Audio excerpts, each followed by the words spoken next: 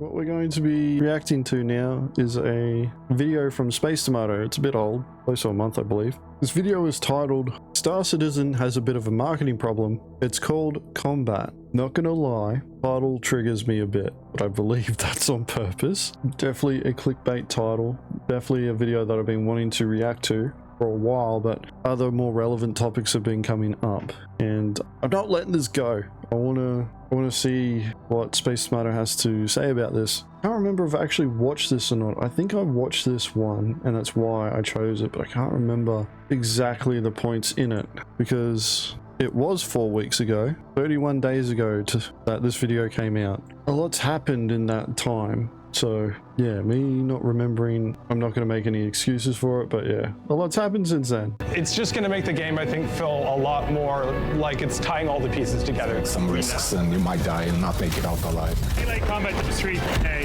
The Caterpillar mission is really cool.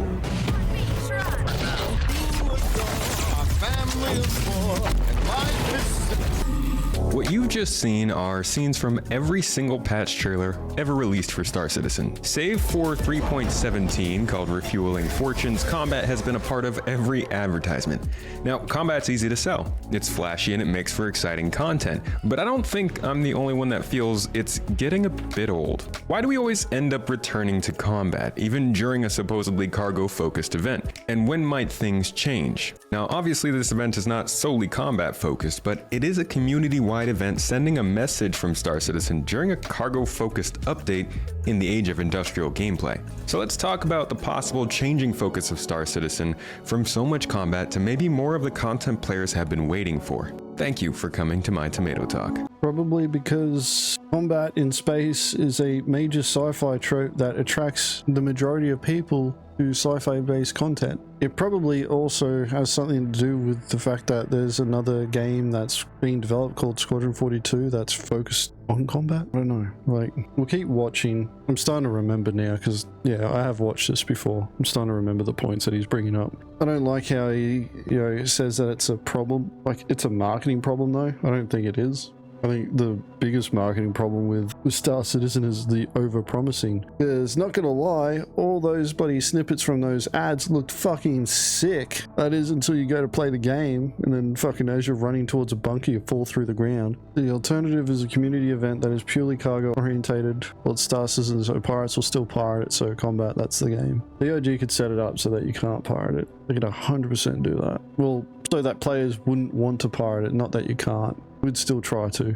For as long as I can remember, the primary gameplay in Star Citizen has been ship combat. 3.0 ushered in the game we are currently playing, and it mainly focused on combat missions, an investigation mission, and click shipping hub, which is still around, and some box delivery missions. Tessa Bannister, a favorite mission giver of years prior, was gone, along with her research missions. That's you. Complete. Just when you start to forget that space can be pretty terrible, you hear something like this. From memory, these Tessa Bannister missions still had combat in them. I'm pretty sure when you had to go to the site where the mission item that you needed to interact with, like the logs that you had to go react with, like before you get there, you'd end up having to fight like some AI. And if you got to the last mission, you ended up encountering a couple of Vandal sites. So even this mission had combat involved. This video would have been like 2016, 17 or 18. But that's the thing, is like he's trying to say, oh, like you had this ICC probe mission and you went and bloody found videos or audio clips that would tell you a story of what's going on in the system. I think he was implying that it didn't have combat, but from memory it had combat in it. I don't even remember the bloody 2.63 flight model. Like, this is even implying you can that see the next cycle of updates focused a lot on trying to improve that combat gameplay. Those who were around back then probably have plenty to say about that. And looking at the 3.0 feature trailer, there is plenty of combat featured here too. A small amount of racing and arena commander, but looking at the patch notes for the update, what else was there? By Alpha 3.2, mining was introduced, but this was fairly bare. And it did provide more diversity for players, along with S-mining added in 3.7, the multi-crew mining platform known as the Mole in 3.8, and the Rock mining vehicle in 3.10. But it wasn't until 3.12 that things started to actually pick up industrially, with new components and interfaces slowly trickling in to make the profession more interesting. And even then, many miners will tell you the diversity and actual meaning of the profession still suffers to this day. So yeah, who would have thought that microwaving rocks wasn't fucking fun? I've always been perplexed by this particular point where, like, the industrialist players, the ones who want mining, they're sitting there going, oh, it doesn't feel meaningful, it doesn't feel engaging. And it's like, what more are you expecting to get out of this? I want it to have impact. I want it to feel like I'm contributing to something. It comes down to individual desires, right? It's like, you want CIG to give you a mission, go and mine, I don't know, 100 SCU of iron or something. It's like, okay, sweet, I went out and did that. I mined 100 SCU of iron. Cool, go mine 200 SCU of iron now. Like, I've never understood this point. I want what I'm doing to be impactful. Like, if they're expecting that, you know, they're going to have to go out to mine the bloody iron ore that they then process at the refinery, that they then take to the manufacturing facility to turn into a bloody ship component. CIG's already explained that that's a large undertaking. You know, that's not things that individuals will actually end up seeing the full result of. So to sit there and say, I want my mining to feel impactful, perplexes me, because when you understand the flow of where that, you know, whatever you're mining, turning into something that other players can use, that's a large process, right? And it's not like you're going to be able to follow the, you know, raw product through to the manufactured good. And, you know, like, from a certain perspective, the ore that you mine is a type of currency, right? So if you really needed to, you know, like, create this mental picture of you turning what you mine into a component, then you can reframe your point of view to this, that what you're mining is a currency that you need to convert into alpha UEC before you can produce the manufactured good.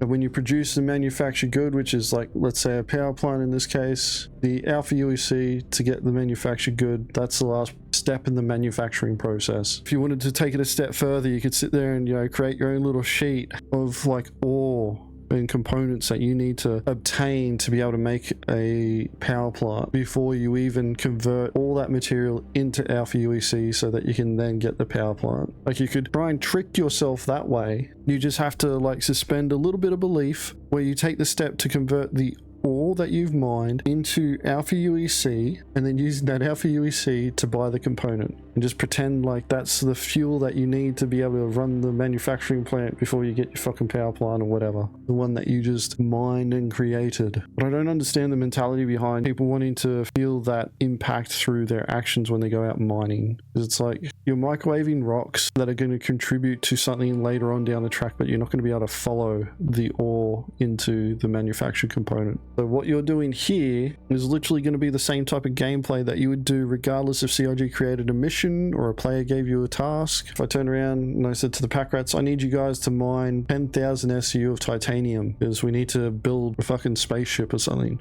So they go out and they mine 10,000 titanium. Then what? Like, this is what I talk about. Like, the gameplay, the experience is what matters more than the end product that you get. That's why I strongly believe, like, a lot of players out there who are expecting to get more out of this game through industrial gameplay aren't really going to feel that impact until they start seeing combat happening, full-scale wars, groups sitting there going, we need manufactured goods. We're too far away from the rest of civilization. We have the ability to make it ourselves. Go out and farm all the materials. We need to be pumping out hornets. Means that you got to build the hornet, you got to build the power plants, quantum drives, bloody weapons and all that. And mining is like one of the few professions in this fucking game that's had the most amount of attention. So let's put aside mining. Racing saw the attempted scramble races added in 3.3, but those quickly proved to not be worth it and were completely removed from the game. Box delivery missions continued on getting some expansions here and there, as well as slightly different types of missions and reputation progression in 3.13, but this was no cargo hauling. It wasn't what players were looking for, and it really didn't scale to provide the interesting experience players are now seeking in the upcoming 3.24 update. Commodity trading and cargo hauling, which were not linked to any missions, progression, or reputation, was also in a poor state due to the lack of diverse economy and an all-around bad experience due to the splintered nature of the servers in Star Citizen. Salvage as a profession wasn't even added into the game until 3.18 just last year. During this period of 3.x updates, we also saw many new weapons added, new combat improvements in turrets, AI flight patterns, and new tools. The bounty hunting profession was expanded, it got reputation progression. The 890 jump hijacking mission, solely focused on combat, became a crowd favorite. Ghost Hollow became one of the first true dynamic missions focused on combat, along with Korea's security post being very security focused. The bunkers that were added with Hurston in 3.3 were literally made as an FPS test case. Now the problem was we made these originally for the CitizenCon presentation demo. Now it kind of fits the current purpose. It's fairly small in scale. It gives a multi-room layout opportunity for as combat. And those remain the most common places for missions for years. And none of this occurred in a vacuum. It was very clear where most of the resources were going. And they primarily revolved around, guess what? Squadron 42. The military campaign that acts as the single-player counterpart to Star Citizen continued to be the driving force for development, from the very first patch, all the way up through many of the patch trailers. Dialing in ship combat across dogfighters, turrets, and multi-crew ships was very important, and it showed. As gameplay, it already existed, as poor as it might have been. It didn't require damage maps for salvaging or data systems for exploration. No crafting systems, inventory interaction, or medical systems were really needed, and it wouldn't be until just the last few years that things like these started to even be mentioned. All this to say, CIG has been obsessed with combat and development and marketing because it's easy and it's already there. You can see this in the promo pictures of spaceships. Ships meant for cargo hauling and other industrial professions will feature combat-focused advertisements. That's because all the industrialists want their fucking ships to have the ability to defend themselves. So it's part of the marketing to show that they can defend themselves. People complained about when fucking the SRV was advertised without weapons. People like excitement. And the thing is that what some people consider exciting, others will consider boring. But yeah, like the reason why those ships show combat is because the industrialists want to know that their ships can actually defend themselves. So they show that they're fighting, and that they have weapons that can defend themselves with, or attempt to. Honestly, I think half the fucking industrial ships in the game shouldn't even have weapons on them. But CIG makes their design decisions. I don't. This is a good one. The luxury passenger transport focused shuttle, the Crusader E1, has a promo shot of it firing its guns. Yes, we live in a dangerous verse. There's a lot of piracy and things going on in the verse you need to protect yourself from. But that doesn't mean everything needs to center on that. We saw this with the Medical Ursa ad just this year in marketing. Instead of highlighting the different interesting ways a citizen could get into trouble in a world with industrial level lasers mere... This point here, I want you guys to listen to this point about the Nursa. Medical Ursa ad just this year in marketing. Instead of highlighting the different interesting ways a citizen could get into trouble in a world with industrial level lasers mere meters away from fleshy human meat bags, it's all shooting, all combat, all go, go, go. Go, go, go. And for quite... Do you know why it doesn't show that as one of the scenarios that you could encounter? Because there's only one particular scenario that you would actually encounter that in, and that's if you were stupid enough to stand next to a fucking mining laser. Oh, I already read up. I know what Lou's talking about. Server lag can kill you regardless if there's a laser there or not. The ad that CIG created for the Nursa was more interesting for the case use, or for the use case for it, because there's plenty of different ways that you can die in combat, but you've only been able to give one example of where you'd lasered by an industrial mining laser. Could you imagine that? The industrial community going, yeah, our gameplay is already dangerous enough as it is. We don't need more PV. We don't need more danger coming towards us. You know, I guess you could do like, you know, getting hit by a vehicle, falling out of a ship, falling off a balcony. I don't know. Those are boring things. Like, people would be looking at you like, what an idiot. As opposed to old mate who keeps running in to bloody take out a criminal gang and just keeps getting axed over and over again. Space is dangerous because we're not supposed to be in space, Sorrel, but yes, you are correct. You didn't miss a memo. The CIG's had to dial back the danger for industrialists in the past, where like players who still hadn't worked out how to mine properly yet were exploding rocks because they would microwave them too hard, and then the rock would explode and take out their ship, In fact, there was a time where it was when they introduced the modules and like players were overcharging rocks and they would explode and they would lose their mining laser and the modules attached to it. And the thing is, it's like the mining laser would come back in the insurance claim, but the modules wouldn't. And sometimes the modules would cost more than the mining laser. There's just not enough other things in the game yet that don't involve combat that can be considered dangerous. Like they could have shown somebody running out without a helmet on and just keeling over. But yeah, I'm not a big fan of the points that Mato keeps trying to bring up here. Honestly, I think he's reaching in some of these places. Some time it seemed like they were starting to shift more towards an industrial focus, at least in the gameplay, and they have. Look at the last couple of years: mining improvements, resource distribution, economy adjustments, salvage gameplay, cargo refactoring. There's definitely been more focus on the more popular forms of gameplay. Something you all answered on my recent poll emphatically, and what you're interested in. But they still haven't dove all the way in.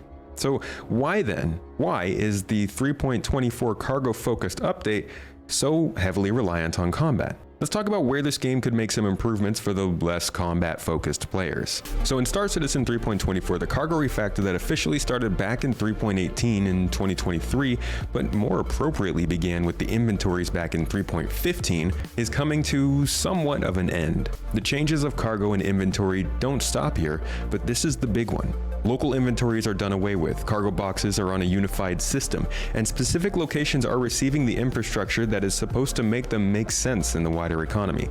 Freight elevators, cargo loading surfaces, and at some point, security. This is a monumental change to the game. Most won't feel it too much, but you will feel it. In small items being moved, looted items being sold, mining materials being refined in, large haul voyages being better defined. Across the board, the game is getting an update with this system, but the event that is meant to highlight that still focuses a ton on the combat prowess and strategy of a group. Players will need to track down pirate ships, disable those ships, steal cargo off those ships, and then fight a blockade at a space station before You're not stealing the cargo, you're recovering it. landing at the station to submit those goods to assist this station in getting resupplied. I'm sorry, but the majority of this mission is still about how you fight those pirates, either to steal the cargo or to return it. So, called Blockade Runner. The only problem that I have with the Blockade Runner mission is that I thought that players were going to be the ones that would have to run the blockade, like back in the Nine Tails lockdown. But technically, you're doing the Blockade Runner part because you got to get the cargo off the pirates and then bring it back to the station to sell it to them. Yeah, Lou, with the blockade mission,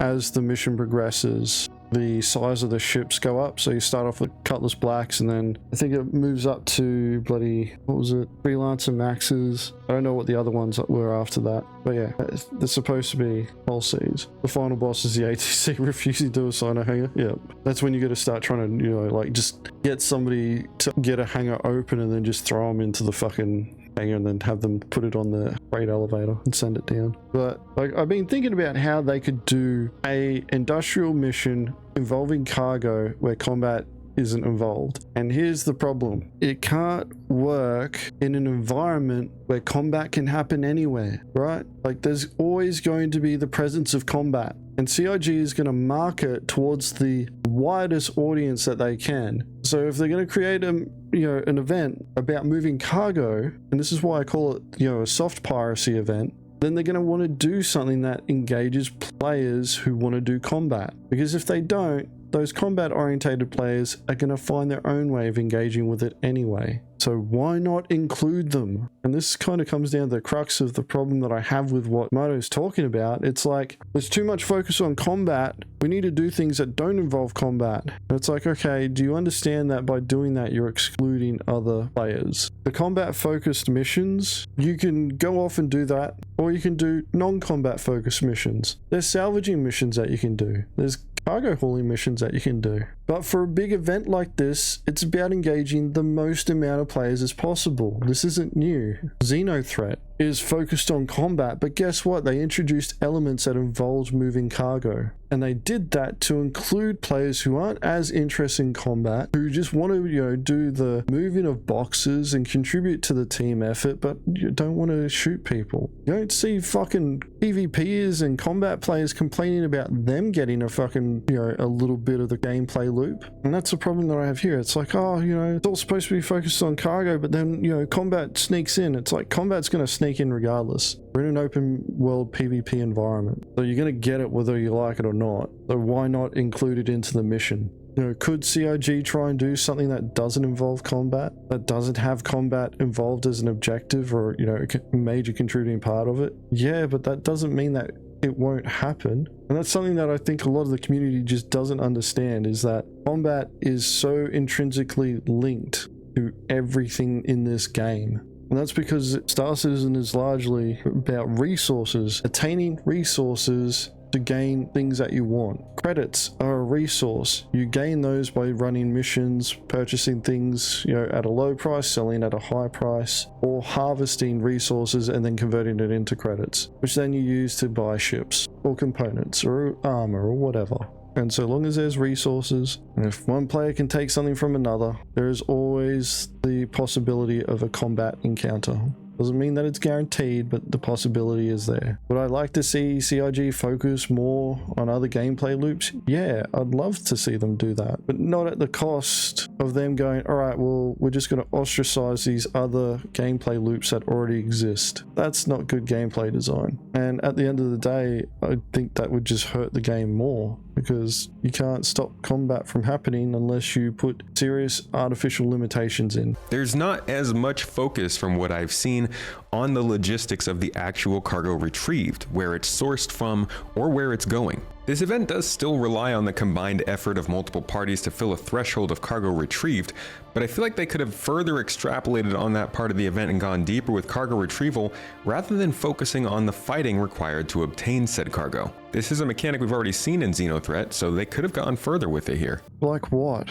All Xenothreat doesn't extrapolate any further on this. What the fuck? All it does is it gives you 3 different cargo commodities that you gotta collect that have individual parameters that you need to account for when it comes to transporting them. So one of them's time limited, one of them you can't move in fucking quantum travel, and the other one you need to be really careful of how you move it because it's sensitive to collisions and force and things like that can explode. And they did introduce a parameter because we have to recover Zeta Prolonide, which is time-based. So as soon as you pull it off cargo grid, you've got 15 minutes to get it back to the station, which you would think is a lot of time until you realize that your cargo hauling ship that you're expecting to show up is encountering difficulties. Like, what further things do you need to extrapolate on here? Like, I don't get it. Like, he said, oh, they can extrapolate further on it. Ow. Oh, they did it for Xenothreat? Yes, and they've already introduced the same thing as Xenothreat did with the Zeta Prolonide. What's the next step, though, that makes it more engaging for industrialists? The best way to do the blockade runner mission is you have a crew that goes around and disables all the ships, and a crew that comes up behind them and cleans up all the cargo. Crew goes out, disables the ships, pulls the cargo out, moves on to the next site. The other crew comes up, picks up the cargo, takes it over to the station, drops it off,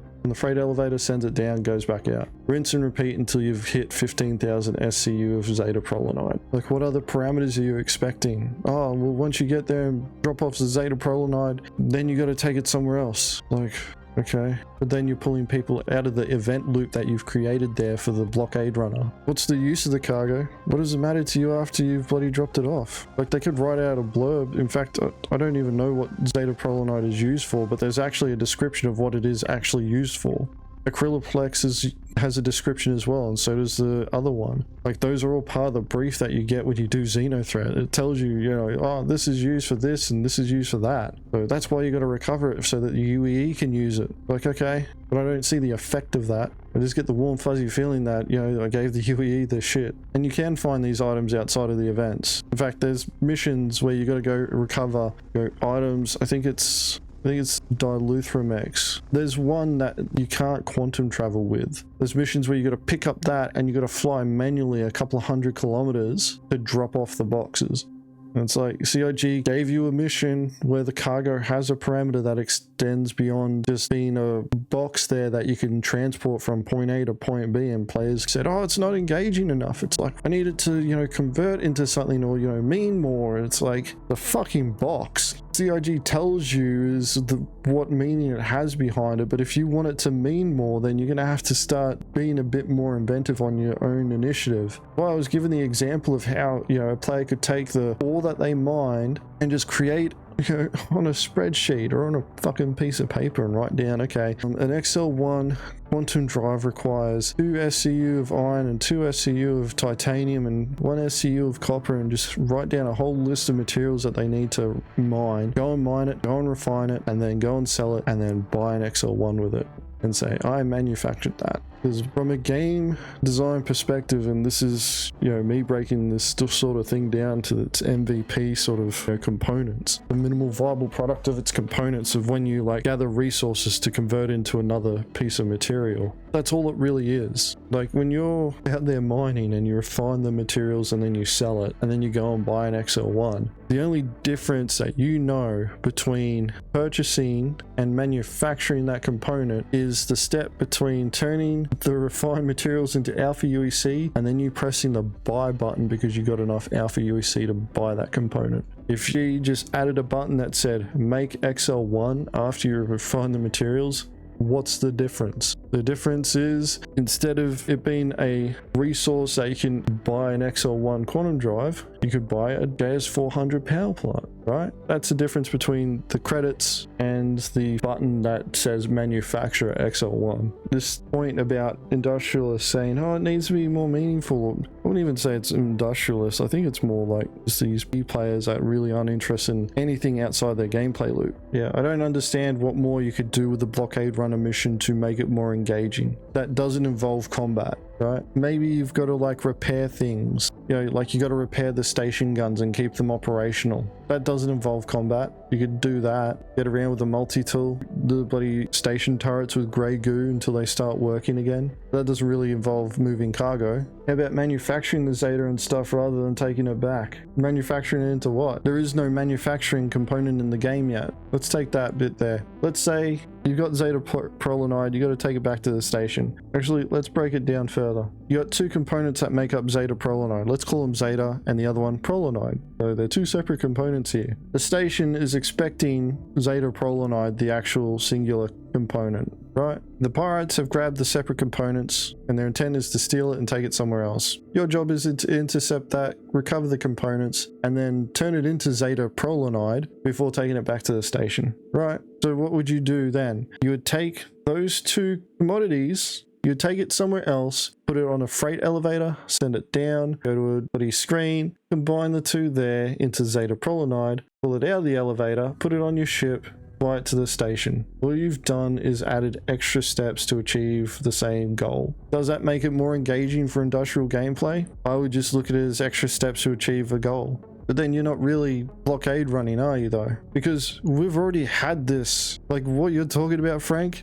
has existed in the past. It's called the Nine Tails Lockdown mission. It's hilarious. I thought that this was going to be in it. Nine Tails Lockdown was a PvP orientated event that happened around stations where Nine Tails was setting up a blockade and preventing anybody from getting into the station, and they had a demand for medical supplies. Now CIG had set up starfarers with medical supplies on them that you could go to, clear the crew out, grab the medical supplies, take to the rest stop. Or you could purchase medical supplies and run them to the station. You know what happened? Nobody did the fucking criminal side. Everyone just did the running of the cargo because the AI are fucking stupid because of the server tick rate, and people were just making credits hand over fist. People would prepare ahead of time because CIG would announce that when these events would run. So before the event would start, you would see hordes and hordes of C2s hanging around research outposts filling up their ships with medical supplies, and they would take it to the station unopposed. And anytime criminals attempted, or anybody tried to do the criminal side of things, you know what happened? There'd just be a horde of players flying around waiting for somebody to get a crime set. As soon as they got them, bang, you got sent to prison. No, that wouldn't prevent the hoarding, because people would buy stuff ahead of time, store it at the bloody warehouse. As I said before, the example that I gave with regards to like medical supplies, like that's a resource that you have access all the time. You can buy it at the research stations and fly it to every single outpost, drop off a little bit at every single outpost. This already existed, and when players played the mission, they didn't play it the way that COG intended it to be done. They just used it as a way of making credits hand over fist. So the way that the Blockade Runner mission is structured is it's designed to stop players from being able to make credits hand over fist by just pre-purchasing all the medical supplies, because it was the intent of the mission that you were supposed to grab the medical supplies from the staff areas that were dotted around the rest stop. But then some players worked out, well, if those medical supplies work, why don't normal medical supplies work? And they tested it out and they found out that it did. And they were making stupid amounts of credits. It was a great time for pirates. Unfortunately, this all happened in 3.17. If it happened in 3.18, we would have made so much. Actually, no, we wouldn't have, because you can't sell medical supplies. Or stolen medical supplies. Not in the quantities that we could have stolen. Holy shit. So, like, the example, though, exists. The mission's been made this way for a reason. But the meaningfulness of, like, the industrial gameplay of, you know, like, trying to expand beyond, hey, this box means something. It's literally like just taking a, I guess, piece of paper, writing on it iron, and then moving it to a different box, rubbing out the word iron, and then writing power plant on it. Well, there's another problem with this, with doing it that way now as well, is that if players are able to purchase the items ahead of time, think about this. We've just got the freight elevators, which means that they've got to take their ship to an outpost where they can purchase the items from, land at the outpost, purchase the items, go to the freight elevator, call it up, load their ship.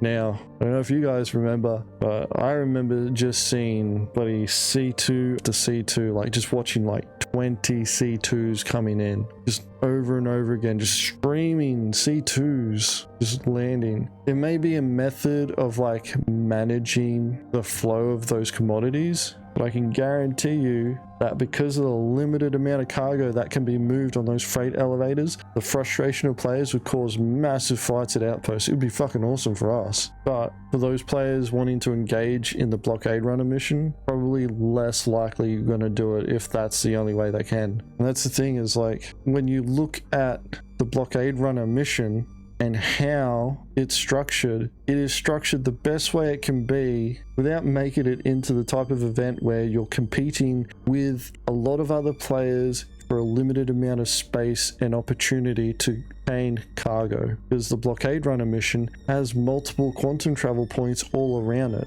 There's enough for everybody to go and pick up if they really want to, unless you're a pirate and you're an arsehole and you just want to take it from other people for the sake of it. But you know, you do you. Well, there's a lot more problems with trying to do the Blockade Runner mission any other way than what they've done now. And a lot of the player base doesn't understand that. Pirates do, because we've been moving cargo since 3.18. The freight elevators to us have introduced a new barrier, a new obstacle that we have to overcome. Because if you want to sell cargo at the scrapyards, you're limited on the amount of cargo that you can move down at a time. So when you show up there to sell your cargo, you can't just fucking just land and run to the terminal and just, you know, hit the button and it all magically disappears. Now you got to land, you've got to stay in place, you need to keep security around, you need to keep security in the air, on the ground, and then you've got people that you need to dedicate to putting boxes on the elevator, send it down into the bloody warehouse, bring it back up, grab the next lot, do it again, rinse and repeat until it's all done, run to the terminal, then sell.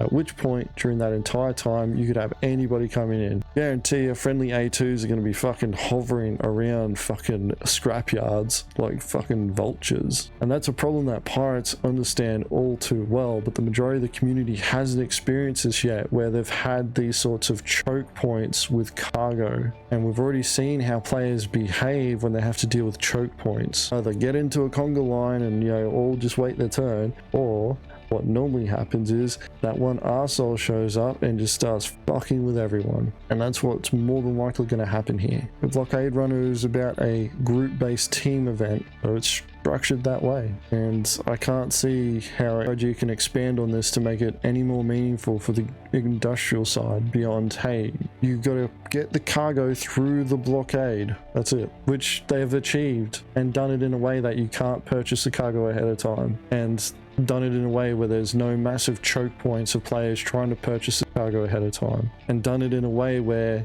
you don't have to be the combat players that, you know, are going around blowing stuff up. You can just be the player that shows up afterwards and picks up the cargo and transports it. Honestly, like, the mission sucks from the perspective of engagement, but from a design perspective, they've actually hit a lot of good design goals to keep the mission, it's not engaging, but it's to keep it functional and optimal, or optimized, so that it can scale. So given where props due, like, this mission can scale well with larger groups. The only issue then is the server starts letting it down because of the tech there. I reckon in the server mesh environment, this mission will pop. People love it. This blockade event does actually allow for players to choose which side they want to fight on too. So while it is an asymmetric cargo event, it does allow players to fight on both sides. And I feel this could miss the message CIG may want to send with what is truly the focus here. Now don't get me wrong, I do think this is a good event, and it's sure to be a ton of fun for large groups, but I'm not sure how inviting this will be for the random player who does want to link up with everybody else to play when our in-game comms and party mechanics still aren't quite that up to standard. Now I can't wait to see how players strategize to get the most cargo back to the station without blowing it up, but it's about time we started to see a shift in the focus to the rest of the game, and 324 does seem like a great time to do that. We know this event has been in the works for over a year, so maybe the plans were a bit different back then, but I can't help but feel like CIG is a bit scared to push an event forward that isn't exciting and geared towards capturing as many people as possible. An event that requires... So that particular point there are so many complaints. In fact, this video is an example of a complaint about combat missions. You know, like, too much combat gameplay. You know, we don't want combat gameplay in our gameplay. Like, alright, well, what happens when you take the combat out of the gameplay? Well, you're going to see all those people who do combat gameplay complain as well. I think it's hypocritical to sit there and say, oh, we don't want combat in our gameplay, but complain when, you know, about all the combat gameplay that there is. It just doesn't, it's a double standard. I want to articulate my point. It makes sense here, because I know everybody in the chat will understand what I'm saying, or the vibe of what I'm trying to get at here. But for those who are watching after the fact, who aren't, you know, combat orientated, they're going to be sitting there going, what do you mean? I don't want combat involved in everything that I do.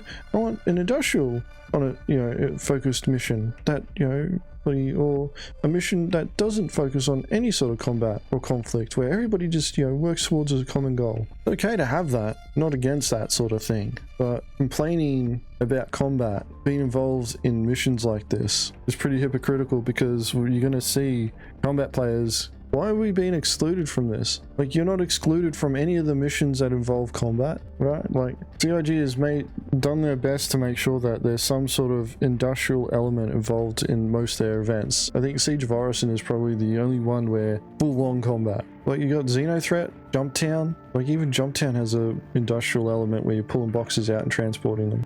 I think the point is kind of being missed here, is that, like, this game is about teamwork, and that you're going to have conflict that you need to deal with, and that most of the time it's going to come in the form of fighting.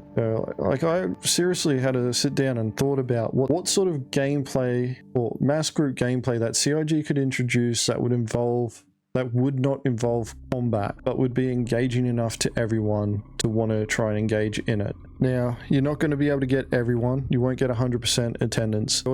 You're normally going to get the 90. There's always going to be like 10% of your community who's not interested, regardless if there's something offered to them or not. If there's no combat involved, you're looking at the environment-based gameplay. So you're already blocking off, like, you'll have PvP purists who have no interest engaging in any sort of PvE gameplay. You have some who, you know, don't really care as long as the gameplay is engaging enough.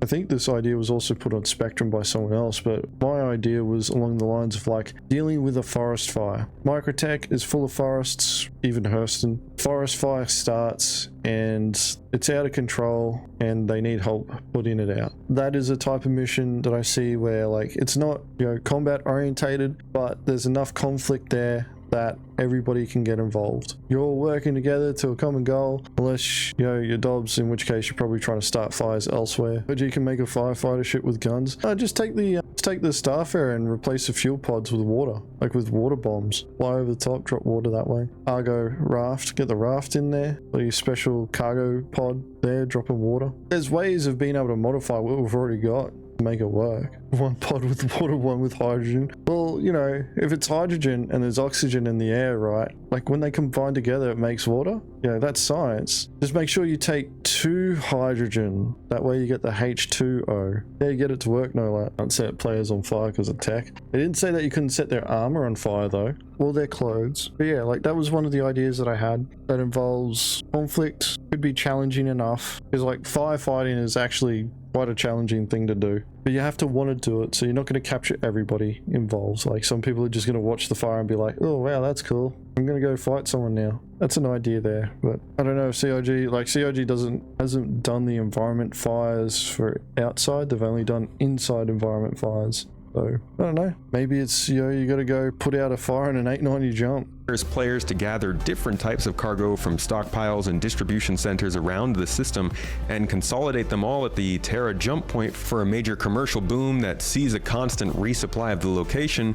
Could work. Not only would there still be a risk of danger, as there's always going to be a risk of danger in combat in Star Citizen, but this could play with the cost of materials needed to be purchased, the difficulty of getting them from certain locations, some reward for players' knowledge of who sells what, and still an active role in loading and unloading ships. Maybe they could have even cheesed a way for players to still be able to mine resources and use those in this event as well. Yes, what I'm proposing isn't as exciting, but it's focused and it makes the cargo portion of the game the sole priority of the players, giving the devs a lot more feedback to work with. I'm sure that my idea has plenty of holes in it, but I hope that the point is clear. What's stopping players from doing this now? You know, what's stopping a community from going, alright guys, I've just looked up all the commodities at Terra Jump Point. We as a community are going to try and flood that station with all the commodities that they need, so that everything that was missing or everything that's in demand has been fulfilled. What's stopping a group from doing that now? Like, why aren't players doing that now? That's the question I always ask when these sorts of suggestions get put forward. Well, do you need a working economy for it to work though? Like if we're after the gameplay, the credits don't matter. Okay? They're after that engaging gameplay. So for them, it's procuring those items and transporting them to that station. So why aren't players doing that now? I'm not opposed to the idea that Tomato just put out there. I think it would be great. Like we'd have we'd have a viable point of piracy. Like we'd be like, all right, we know that there's people trying to flood this station with commodities. Let's set up snares, let's set up traps, let's see what we can get. But does that need to be an event on the, you know, equivalent scale of like Blockade Runner, Xenothread, Jump Town? Because to me that just seems like the standard of gameplay. You know, like CIG just goes, and this place has a high demand of this commodity now. We've already seen examples of this stuff happening, you know, based on bugs. The Slam Rush, Paranite Rush, Gold Rush. These situations have happened in the past, and it created a shit ton of gameplay, but it didn't need CIG to sit there and go, you know what, we're going to create an event around this. All it required is them doing shitty code, and it broke in a way that created gameplay. So realistically, we just need CIG to keep being shit at coding things, and that way they'll create more gameplay. Like I always look when people make these sorts of suggestions, it's like, can you do something like this now? Maybe CIG needs to see a working example. As I've pointed out though, like the Slam Rush, Gold Rush, Laranite Rush, technically you had the Diamond Rush back in the Tram and Maya days at 3.8. Like we've had examples of like a high demand commodity being available to purchase and people picking it up and going somewhere to sell it. But it's never been the other way where it's like, this place needs this commodity. CIG did attempt to do this through the journal entries for the economy, you know, where they tell you, hey, this place needs processed food, so they're paying a little bit more for it per unit. I never ended up doing it. People who did end up doing it that told me about it, they were like, yeah, by the time I got there, the prices had gone back. there's the potential for a player solution here, but this is another example of, you know, somebody going, hey CIG, why aren't you fixing this problem? Like, well, is there a problem to fix? They do need to increase the cost of a lot of things. Insurance claims should be more. You should have to put a deposit down if you're doing a cargo hauling mission. There's plenty of things that we could be putting credits into. We should be paying port fees. When we land at a hangar, we should be paying a hangar fee. When we purchase anything at a legal shop that's considered lawful, should be paying a tax there of some sort. Missiles should cost more than a t-shirt. I don't know, man. Like, I guess it depends on how well that t-shirt's made, right? Do you think that maybe CIG hasn't defined well enough where cargo falls under the spectrum of PvP versus PvE? In my opinion, anything that you have that is worth value that another player can steal and you have to defend is PvP. Well, it can result in a PvP scenario. Like, here's the thing though, like this debate of PvP versus PvE, I always find funny. And the reason for that is that when you're comparing PvP versus PvE, you're assuming that players have made this distinct choice where they've locked themselves into only a specific set of gameplay, and the only limiting factor in that is those individual game players making that big choice. In an environment where there's the potential for one player or for one entity having more than the other, and the entity that has lesser or the lesser amount being able to have an effect on that other entity to gain more from it by taking from them, there's always going to be the chance of conflict. Okay, so in a game like Star Citizen, where we have players and NPCs being able to obtain cargo and move it from point A to point B, it doesn't matter if with your CIG defining where cargo falls under the spectrum of PvP versus PvE, it doesn't really matter because you can take cargo from both players and NPCs. So when you're looking at how CIG should be defining cargo, it shouldn't be defined on whether or not PvP or PvE mentality. It should be defined on its value within the economy, because then that determines its value for one player against another. See, there was a time, there was actually a bug. Which patch was it? I think it was 320, 319 or 320, but there was a bug where helium had the same profit margin as what Beryl did, right? We still had the 1 SCU crates during this time, but helium you buy for almost a tenth of the price is what Beryl cost. And if you stole helium from somebody, you would make a quarter of the amount than you would if you stole from somebody that had Beryl. It was linked to that. That's something that CIG hadn't anticipated, because helium is actually one of the commodities during IAE that you can trade. You hadn't taken that into account. So everybody that was trading Beryl switched to trading helium. Now, because you had to move 1 SCU boxes off the target ship onto your own ship, all the players are running C2s because they can afford to fill their ship up with helium. So it's 696 1 SCU boxes that you've got to move, and you're going to make a quarter of the amount as a pirate than what you would if you hit somebody running Beryl. In this scenario, it was more beneficial for the industrialists to purchase helium because they can make just as much on Beryl, and the chances of them getting pirated was significantly less because the pirates would just look and go, I'm not moving that much cargo for that little amount of profit. And that's why trying to base the value of cargo between, or trying to differentiate or define the value of cargo between PvP and PvE encounters is pointless, because CIG can just make the value of purchasing and selling cargo relatively the same between two different commodities when it comes to profit margin, but make the buy and sell drastically different. One is highly prized to pirates because of the amount that we can get out of it, whereas the other one is not worth our time, right? But for the industrialists, they will make the same amount between the two.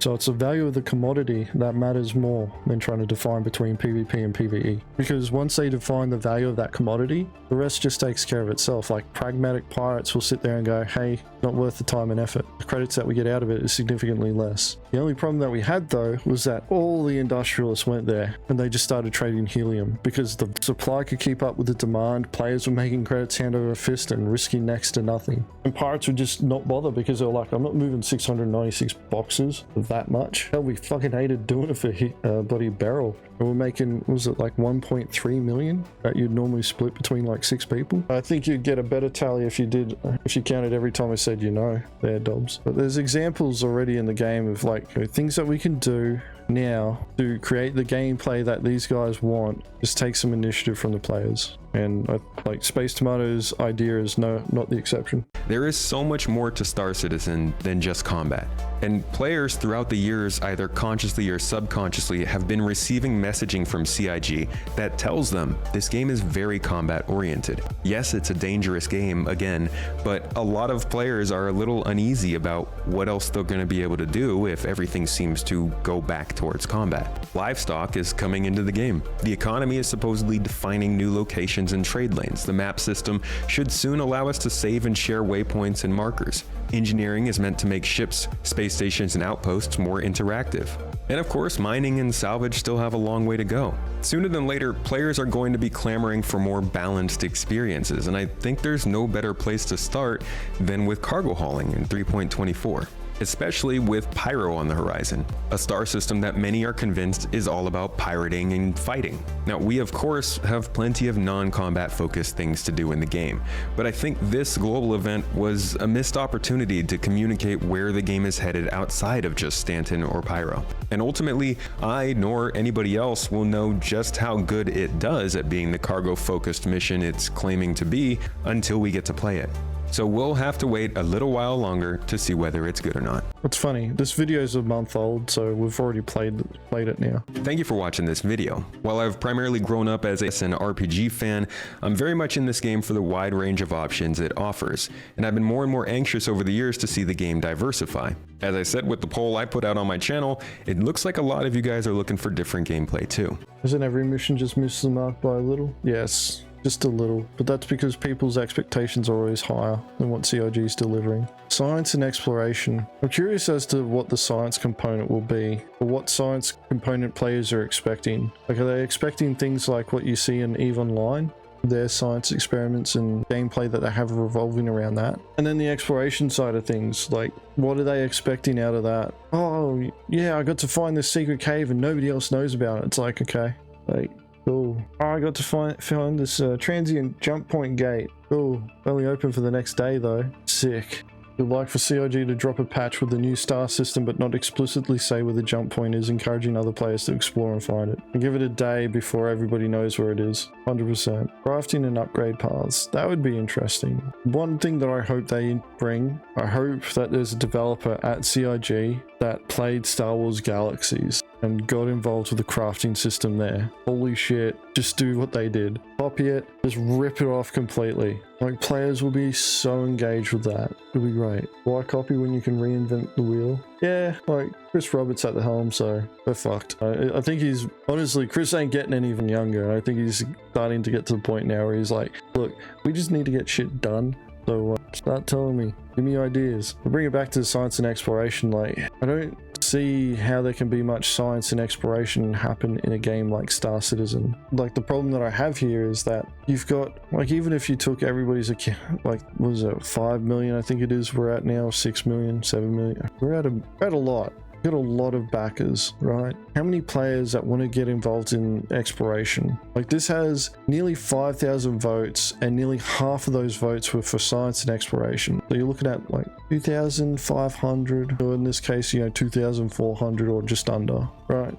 So 2,400 players that want to engage in science and exploration. What does that look like in a server meshed environment? They find a cave, they find a planet, they find a wormhole to another system. They go prospecting, go find deposits and things like that. What does that look like for them though? Is it just they send out probes and interpret data on a map? Or do they, go out to locations and collect samples? Because there's plenty of other games that have done examples of this. How far does CIG go in terms of like science and exploration? And if that ends up being the case, it's like, all right, well, there's only a finite amount of planets and a finite amount of stars that we can go to in the game. But if there's supposed to be 100 systems, you have one player per system analyzing a star, doing all the science on it. That's only 100 players engaged. And yet in this vote here, you've got nearly 2,400 that are interested in science and exploration. What does that look like for them? Mining and gathering should fall under exploration.